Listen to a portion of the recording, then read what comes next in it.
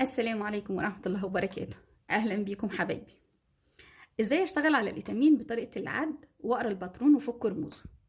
ده عنوان فيديو النهاردة، وده اللي هنشرحه بالتفصيل إن شاء الله في الفيديو. لكن حابة قبل ما نبتدي الشرح نتعرف الأول على شكل الإتامين إزاي وهو مطبوع وهو سادة. لو مسكنا كده الشكل ده شكل الإتامين المطبوع. بتكون الرسمة موجودة مطبوعة على القماش بألوانها، وببتدي أنا أشتري الألوان اللي موجودة واشتغل الغرز بتاعتي عادي خالص. أنا الحقيقة من الناس اللي ما بتفضلش خالص الإتامين المطبوع، ما بحسش إنه بيطلع مظبوط. على عكس الكنفال المطبوعة ممكن أشتغلها وهتبقى أسهل بكتير من الإتامين، وخصوصا إن الكنفال بتبقى يا إما خط واحد أو خطين، فبتبقى أسهل كتير إن أنا أشتغلها. لكن الإتامين الحقيقة في الغالب ما بتطلعش الطباعة مظبوطة وبتبقى صعبة على بعض الناس. الشكل التاني اللي بيتوفر فيه القماش اللي هو القماش السادة.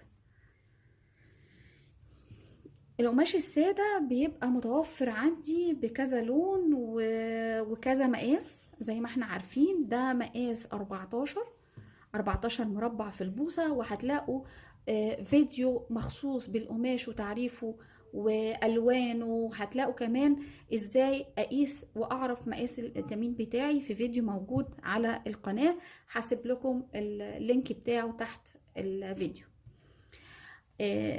طيب انا لما بيجيلي القماش بالشكل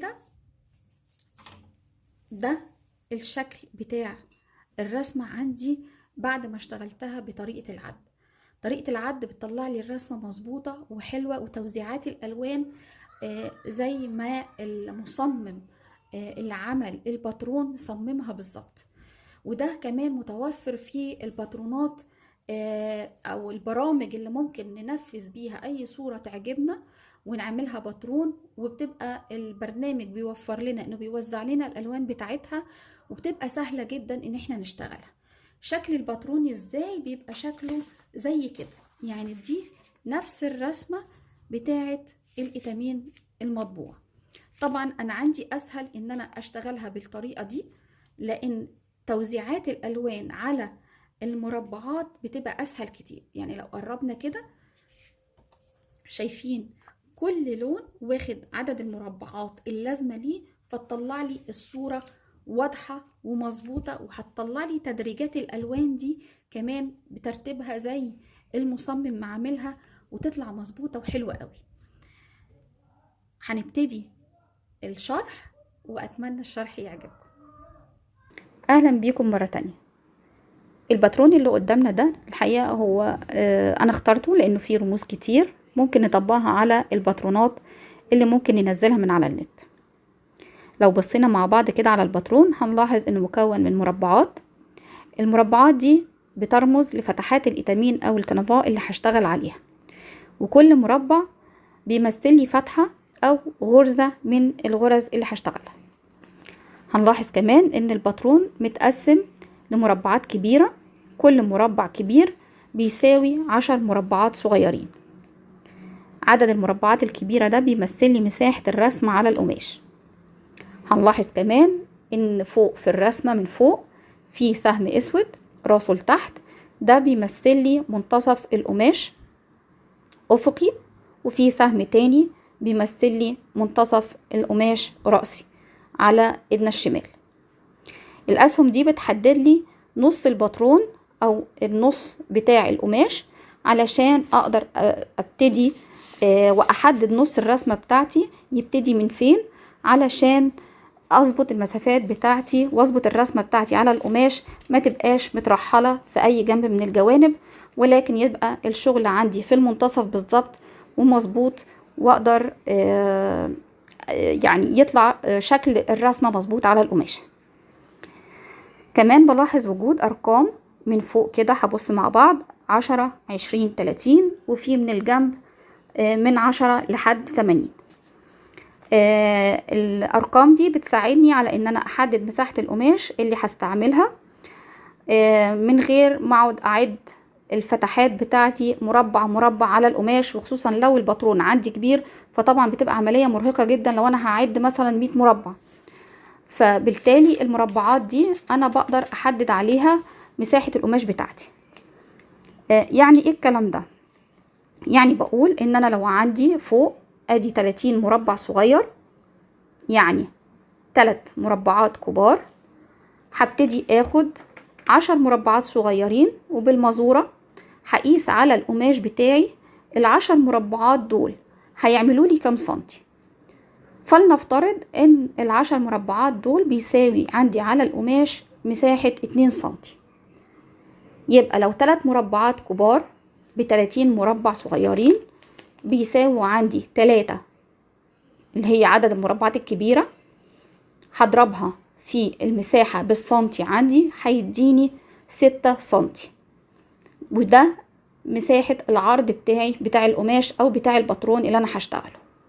ومنساش اني بعد ما احدد عدد المربعات او المساحة بتاعتي بتاعت الباترون على القماش اني ازود من كل جنب من 3 ل 5 سنتي علشان المساحة اللي بسيبها للخياطة وتقفيل القماشة بتاعتي او لشدة التابلو بتاعي. لو بصينا كمان هنلاقي في رموز على المربعات. كل رمز من دول بيدل على لون الخيط اللي انا هشتغله، والرموز دي بتسهل لي خصوصا لو انا عندي طبع الباترون ابيض واسود مش ملون، ولكن كل رمز بيمثل لي درجة لون فبتسهل عليا الشغل. النقطة التانية هلاقي كده في الجنب اليمين فيه زي هامش. الهامش ده موجود عندي فيه دليل الارقام بتاعي. كل رمز بيبقى قدامه رقم الخيط بتاعه، وزي ما احنا عارفين ان موجود هنا متوفر عندي في مصر خيوط الدي ام سي، لكن بلاقي في بعض الباترونات بتبقى واخده ارقام خيوط انكر، ودي مش متوفره هنا في مصر. ولكن لو قدرتوا تنزلوا من على النت او ان شاء الله هوفرها لكم خيوط الانكر ايه اللي بيساويها او الارقام بتاعتها ايه اللي بيساويها في خيوط الدي ام سي، وبالتالي بنقدر نحول اي خيط انكر الى خيط دي ام سي واقدر اشتغل عليه. كمان بعد ما بنشوف الارقام اللي بيحددها لي رقم الخيط بتاعي وقصادها الرمز وكمان اللون معاها، بلاقي ان الباترون كمان محدد لي ايه الغرز اللي انا هشتغل فيها على الباترون بجانب غرزة الكروس. هلاقي كده لو نزلنا بشوية بعد الارقام هلاقي باك ستيج بيقول لي ان في الباترون ده في غرزة الباك ستيج هشتغلها بالالوان دي، في 3 الوان عندي، ومديني الارقام بتاعتهم ومديني الشكل بتاع الغرزة هيتشغل في انهي اجزاء من الباترون. كمان بيقول لي ان في غرزة تانية اللي هي غرزة الفرنش نوت. الفرنش نوت جايب لي الارقام كمان بتاعت الخيوط، رقم الخيط اللي انا هشتغل بيه. في رقمين عندي اللي هما الابيض والاسود، ده كمان رمز او بفك رموز الباترون بتاعي. اخر رمز موجود عندي في الباترون كاتب لي 30 في 80. ال30 دي زي ما اتفقنا هما ال30 مربع اللي موجودين، وال80 مربع اللي هما طول الباترون بتاعي. بكده احنا فكينا رموز الباترون كلها، وعرفنا الرموز كل رمز فيهم بيدل على ايه، وايه المعلومات اللي بيدهاني علشان اشتغل الباترون بالظبط زي ما انا شايفاه. يا رب اكون وصلت لكم المعلومه بطريقه سهله، ولو في اي سؤال او في حاجه مش واضحه اتمنى ان انتوا تسيبوها لي على في كومنت بتاعتكم، وان شاء الله اول ما هشوفها باذن الله هرد عليها. يا رب يكون الفيديو عجبكم، ولو عجبكم بتمنى منكم ان انتوا تعملوا له لايك وشير عشان يوصل لاكبر عدد ممكن. ولو اول مره بتشوفوا القناه يا ريت تعملوا سبسكرايب وتفعيل الجرس عشان يوصلكم كل فيديو ان شاء الله بننزله وتقدروا تستفيدوا معانا. اشوفكم على خير في فيديو تاني ان شاء الله، ومعلومه جديده من معلومات الإتامين والأوبيسون. السلام عليكم.